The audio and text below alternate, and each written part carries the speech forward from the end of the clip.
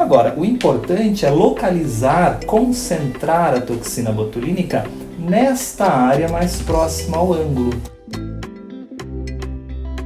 E aí, como o músculo masseter é um músculo bastante potente, nós vamos ter que aplicar 10 unidades de toxina botulínica. Então, desta maneira, a gente tem segurança na aplicação da toxina botulínica, não interfere em outros músculos da expressão facial